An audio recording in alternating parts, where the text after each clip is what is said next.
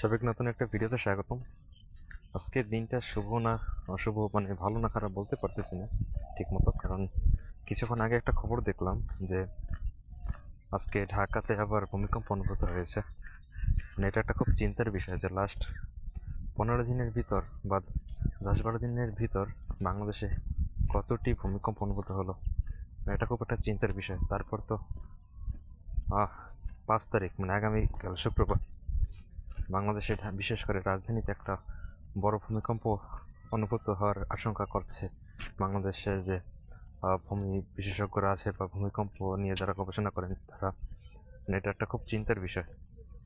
তাই আপনাদের উদ্দেশ্যে একটাই কথা, স্টে সেফ, যত পারুন নিরাপদে থাকুন, যত পারুন নিজেদের আত্মীয় স্বজন ভাই ব্রাদারের ভিতর ভিডিওটি শেয়ার করুন, অ্যান্ড নিজেদের বাসস্থান নিজেদের আবাসভূমি কোথায় করবেন যাতে সেটা নিরাপদ হয় সেটা অবশ্যই ভেবে চিন্তে করবেন। কারণ বর্তমানে বাংলাদেশের অবস্থা বুঝতেই পারতেছেন। তারপর বাংলাদেশের রাজনৈতিক অবস্থাও খুব একটা ভালো না, বাংলাদেশের প্রাকৃতিক অবস্থাগুলো বিপর্যয়ের দিকে যাচ্ছে। সো সেই হিসেবে we should be stay safe. So ভিডিওটি শেয়ার করুন নিজেদের ভিতর, নিজেদের বন্ধু বান্ধবের ভিতর। নো মোর টুডে, অ্যান্ড দেখা হচ্ছে নেক্সট ভিডিওতে।